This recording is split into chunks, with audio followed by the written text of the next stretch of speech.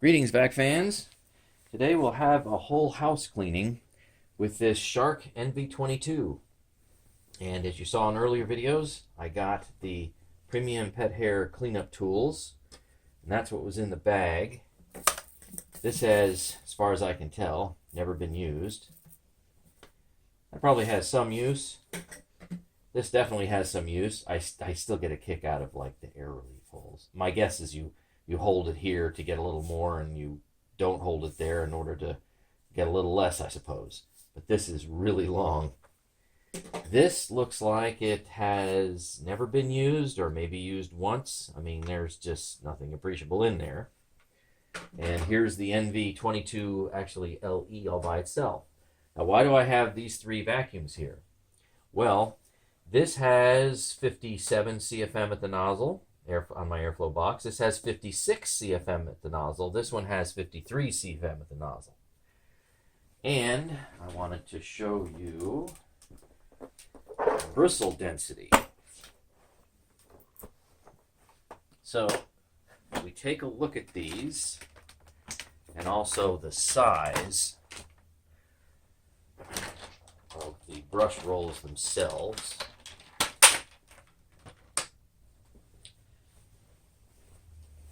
The Shark and the Auric right here have one thing in common, and that's this opening right here, pretty much matches.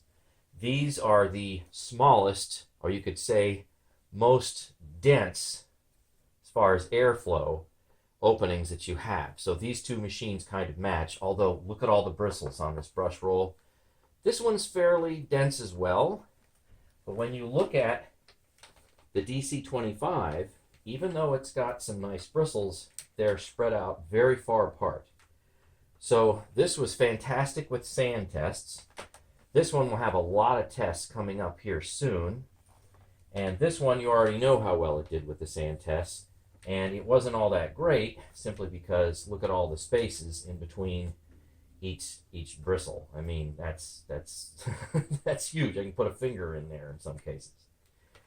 So I have completely cleaned this NV22 up, and, well, as much as it can be anyway. It certainly has some cosmetic blemishes, so we'll have to kind of ignore those. It's not cosmetically in that great a shape. You have some heavy wear marks, like, for example, in the handle right here, where it's gone white, down to its native plastic, unpainted plastic, I suppose. This is in pretty good shape, mechanically speaking, even though cosmetically it might not be the greatest thing in the world. Bottom seal's in great shape, top seal's in great shape, believe it or not. And the Cyclones, even though they look a little dirty, they are fully clean. We found out how much airflow they actually use. Maybe I should say use up. Here's some of the pads. Now these have yellowed over time. This one, interestingly enough, has not. Or maybe they were supposed to be yellow. I'm not sure. However, I've ordered a new set, but I have measured the airflow loss from all 4 filters. And this one looks the worst. Here, just for comparison purposes, look at that. So I can get a set of these, and I've just ordered one set of these. It's about $3 a set, so I went and ordered 2 sets. And they're all totally, utterly white. I have measured the airflow losses with all of these combined, and with all of these combined, in its current lousy looking condition, it's 4.6 CFM loss. That's it. So replacing, that's for all 4 combined. So each one of these filters, roughly, is about 1.1 CFM loss. I'm hoping the newer ones have a little less than that, but it's not going to change a whole lot. I mean, maybe this would go from 56 CFM to 58 CFM at the nozzle. But, I mean, you get the idea. These obviously have been used for a number of years. I don't know exactly how old they are. And bottom line, they are still serviceable, even though this one really looks terrible. If there's anyone I wanted to replace, it would certainly be the exhaust filter one, because it just looks bad. All right, so let's get, and one of these days I'm going to put this thing on the right way, because it just feels like it should go on essentially like, you know, when you grab it, it feels like it should go on like this, but obviously that doesn't work that way. So we'll see. All right, let's go upstairs and get vacuuming. Something I wanted to mention too. I got some new wheels for this. There's a guy who actually custom makes them. And so they're replaced because the original wheels were just completely gone. There wasn't anything left of them. And as I showed you in an early video, there were some weights. And I'm going to guess that these two things together is at least 1 pound. And that was to go and weigh the front end of the nozzle down. Why they wanted that, I'm still not too sure. It actually went and pushed this down further because the weight was here and weight was right here on the inside. One problem is when I started to use this machine, it was 5 pounds of force to pull the nozzle forward with those weights in. I took the weights out and it took it down to 4 pounds of force for this nozzle to go forward. So I've got a measuring device that I can measure how hard it is to actually push this thing forward. And I have to say, with the suction and even the small airflow with this nozzle, be perfectly honest with you, on this medium pile carpet, it just sucks right down to the carpet, even with the new wheels on there. And I kind of wonder if anybody else has any experience with this machine, if that's the way it's supposed to be. Oh, here we go.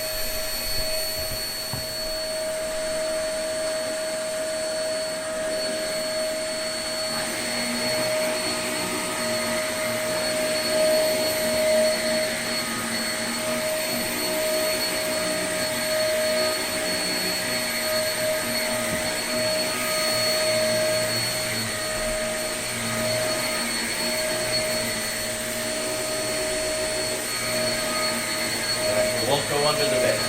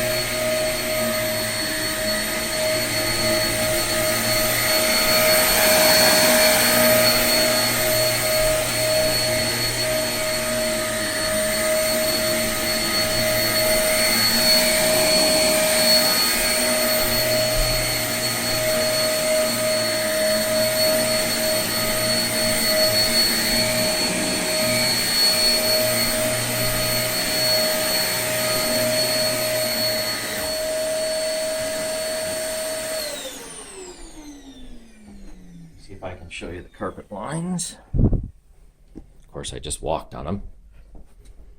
All right, there they are. So it's not bad. You can see little marks going across every couple inches, but it does leave carpet lines. They're okay if you like that style. All right, on we go.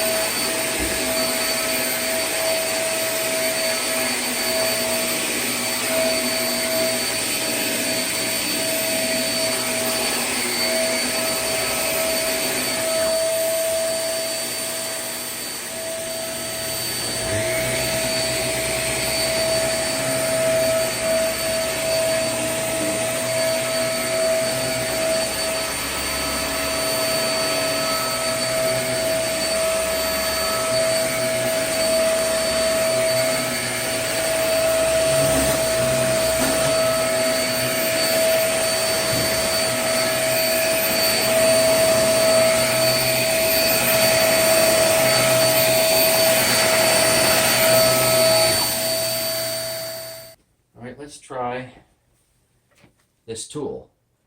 I have no idea what it's going to do. This thing doesn't have exactly real high airflow. I think I measured, if I'm remembering right, about 63, maybe 64 CFM right from here. So let's see how well it spins this. That's not exactly, it's got great suction, but it doesn't have high airflow. Oh, wow. All right, well, obviously that's good.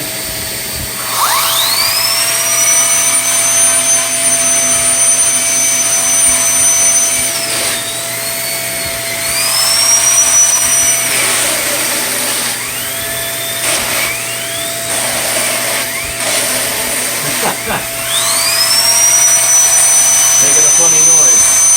This goes back and forth a little bit here. Alright, well, whatever.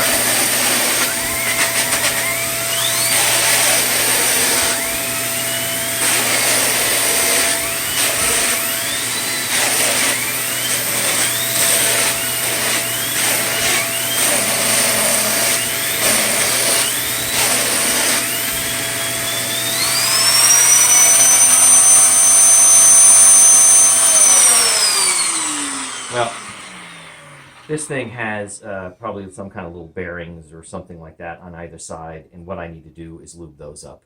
So I had never actually connected this to this until just now, and obviously it makes a little bit of a racket. It certainly is doing something. Lint picker got some stuff here.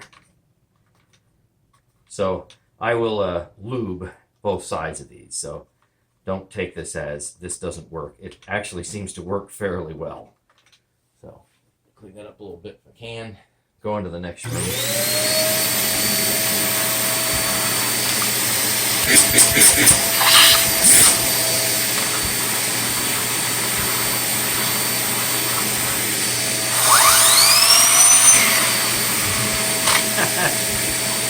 Oh, that's funny. But it makes a mess on the bristles, and that's got to be cleaned up. So I'm sure it got any pet hair off of this, but it leaves a real mess on these bristles.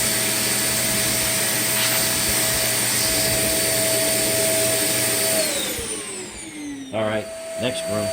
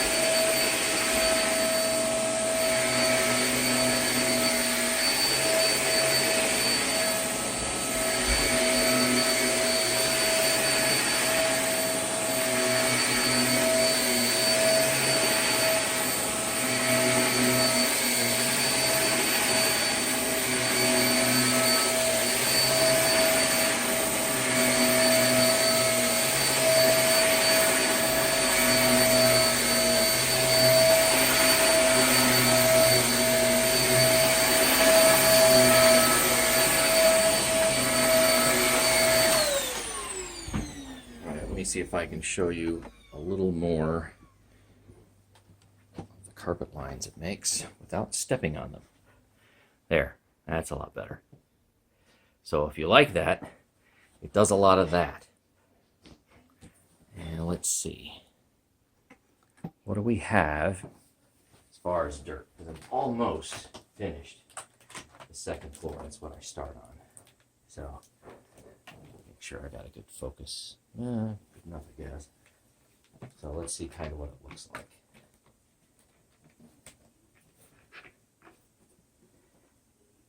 There's a little bit in there. I'm not going to dump it out. I'm going to leave it there. So that's what it has so far. That's not bad. It looks pretty normal. We'll have to compare, or you guys will have to go back and look at my whole house cleaning for, like, say, the DC25 or any of the ones in my playlist to compare. All right. A little bit more to do up here, and then down to the first floor.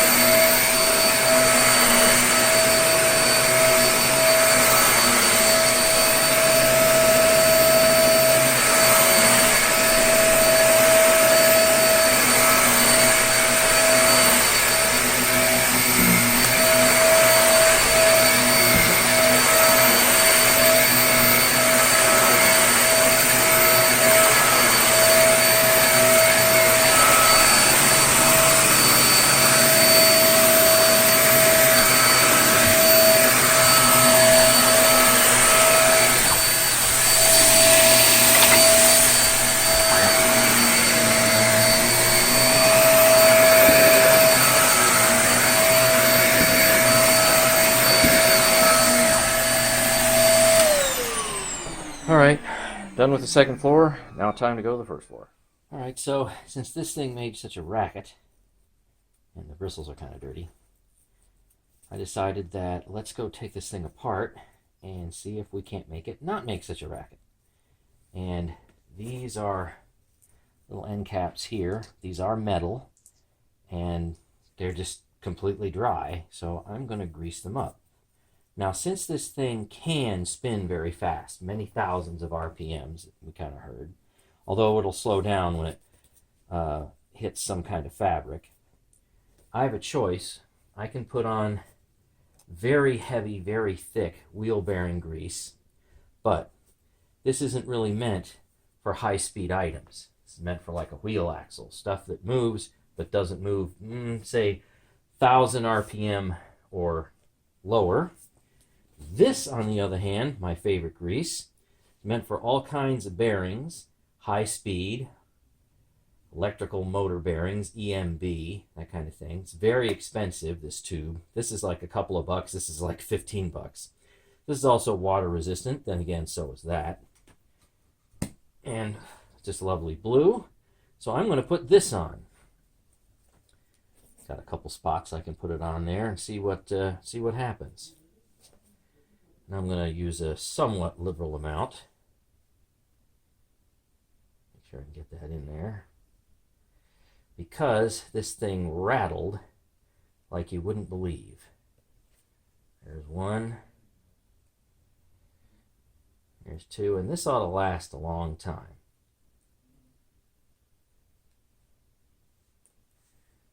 And put a little bit on here. Put a little bit on here.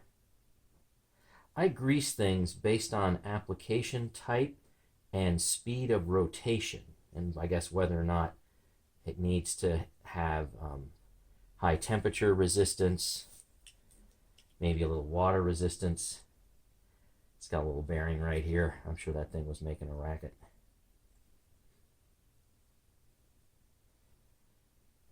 So this is thick enough, it should last. I have the, I think it's the blue bottle 3-in-1 stuff. That may work as well, but I don't know if it will last as long as this stuff will because it's a little thicker. This is what, again, what I use on my motor bearings. All right, see if I can reassemble this fairly quickly without looking like a complete idiot. So I think I will put this guy in first. And the belt on.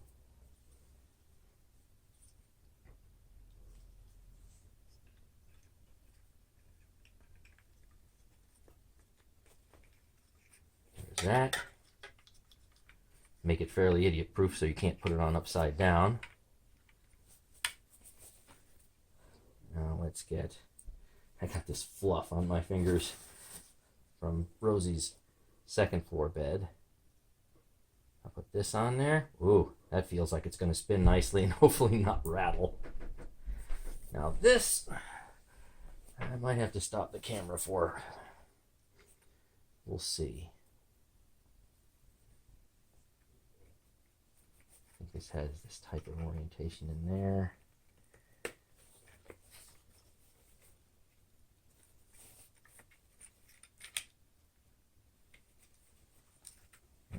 I think I'm going to probably stop the camera here, figure out, oh wait a minute, yeah, stop the camera and see if I can get this thing in. I will be right back. All right, I think I figured out how it goes back in. These little guys right here go in like this. That makes it much nicer to get in there. And then the outer cover will snap on.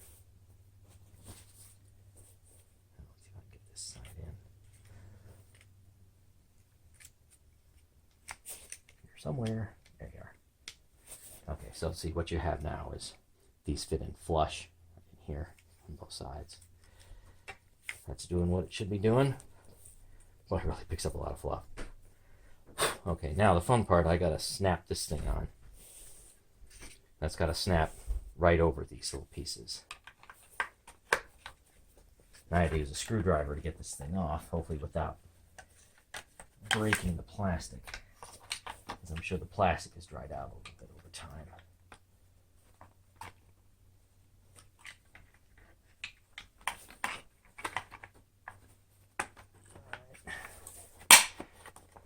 Got one. That snap was one of them. I might have to use a screwdriver to lift this up a little bit. There we go. Got the other one.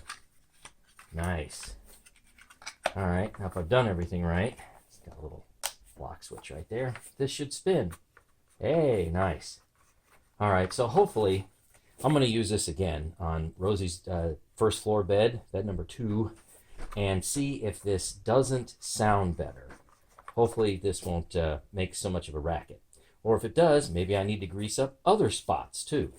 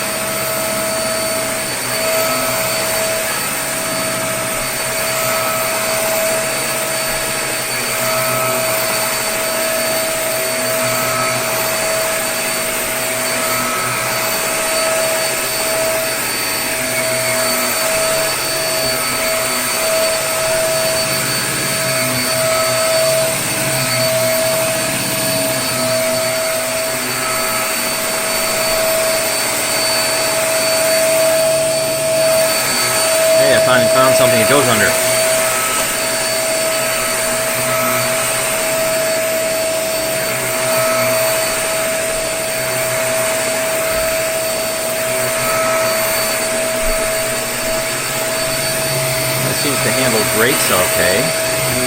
That's all right.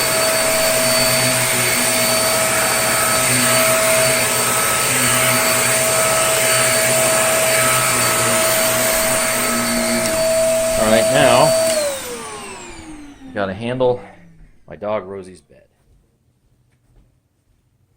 All right, let's see what this can do now that it's mostly all greased up on this bed, which has different nap on it.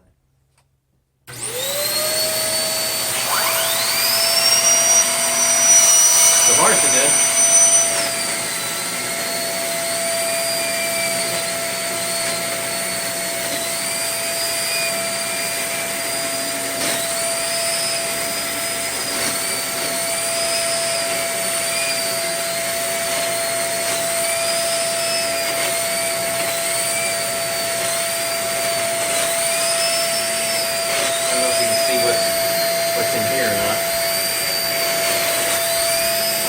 Spinning around much anymore.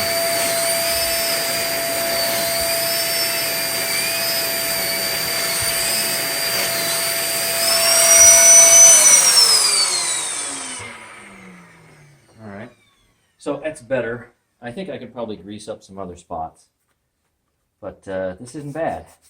I think the lint pinker here still is getting some fibers from the other bed upstairs.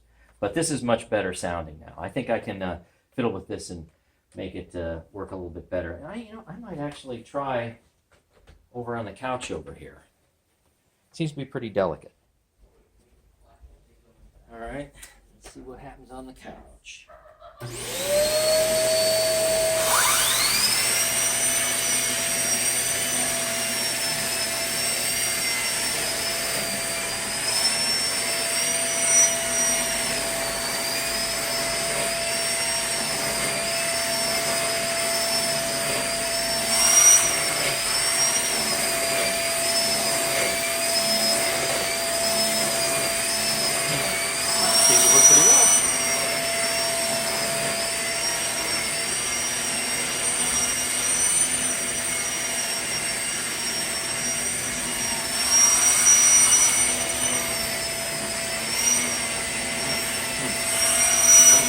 Get the right angle with something like this.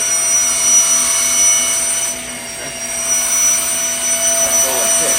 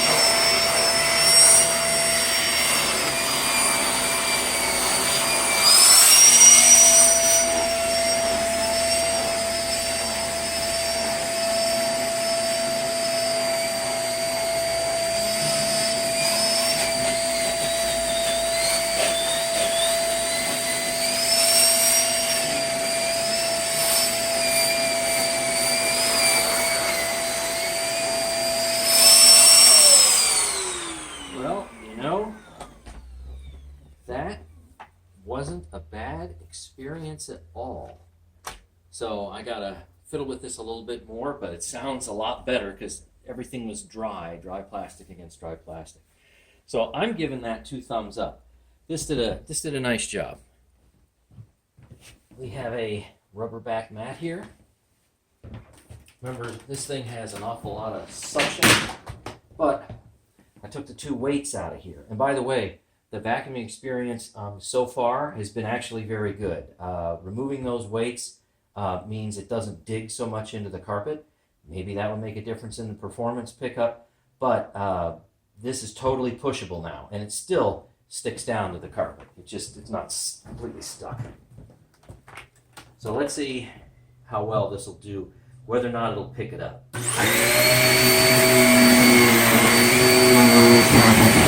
a little bit.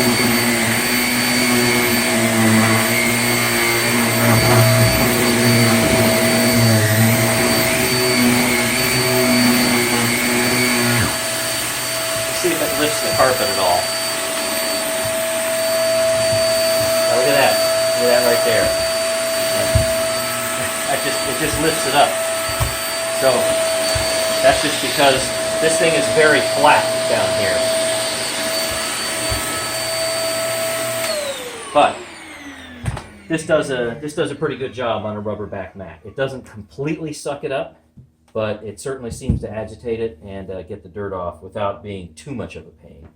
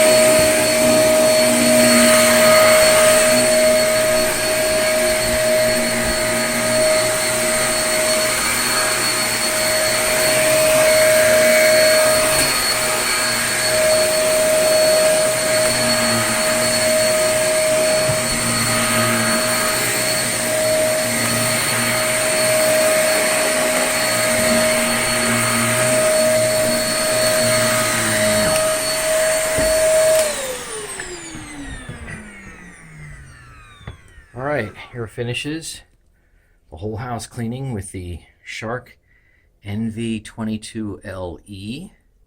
And let's take it down the basement to my test carpet and see what we can see as far as dirt pickup. All right, so finished the whole house. Couch, couple dog beds.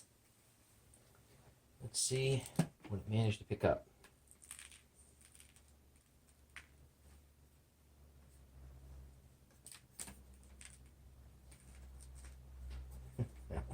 Takes a little bit to get the hair off now, doesn't it? All right. Now it looks pretty good to me.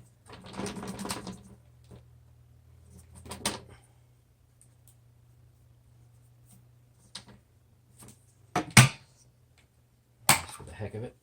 Is there anything interesting in here? No, you see little dirt spots here. I think this is like 20 Cyclones. It's a lot of them. I bet you there's some fine dust in there. I'll have to blow these out sometime later on to see what happens. There's nothing stuck in here. I see a little bit of dirt in there, I think. So, cleaned thousands of square feet, carpet, and didn't do a whole lot of bare floor, just a little bit. That's really something. So, there wasn't really that much to do on bare floor anyway. Okay, so what are we looking at for dirt? I see some dog hair in there. I see some definite grit. I mean, you can see all that grit in there. All this is right here is all grit. So what I'm not seeing compared to what this guy gets, DC25, I am not seeing the same type of fine dust. I think this blob here, and you can see there's dog hair in there. There's a little half-inch little light brown dog hairs from my dog Rosie. Obviously there's certainly carpet fluff and there's just general dust. But this is sizable grit. And there's a significant amount of it, to be sure. But this DC25, I think with its better cyclonic system, would pick up a lot, or at least be able to separate out finer dust. But I don't remember seeing so much larger particles. I think this amount is probably about the same. But here's the question that I guess I want to ask myself. So you have a Shark available, and Shark says, well, we can do the same job, or better, I guess, if they've ever done that in any of their ads. And we can do the same job as a similar machine at the time, and we'll do it for half the price. You know, that's pretty tempting. Even if this machine is 10% or 20% worse, and I'm not saying that it is per se, but even if it's a little bit less, if it's half the price of this guy, that's going to be very attractive to some buyers, to be sure. Longevity, well, this machine I think is from 2008, and it was a wreck when I got it, and it cleaned up. I needed a couple of small parts replaced, and this machine was obviously a wreck when I got it, and I needed the wheels replaced, and I took the wheel weights out of here. I fixed up a seal up in here, and I'll do some particle tests with this a little bit later. But these machines are very, very comparable, however you want to look at it. And if this machine, at the same time this machine was being sold, if this was half the price, I might be tempted to actually buy one of these. In either case, both of these are very similar machines, but if you want to pay twice the price for a plastic bagless vac that may be able to separate out finer dust, go take a look at the DC25 whole house cleaning video, and you tell me down in the comments what you think you see. This one might be a little bit better for fine dust, but this one does a fine job. So thanks for watching, and I can't wait to find out how long this video is when I compile it. Until next time, happy vacuuming.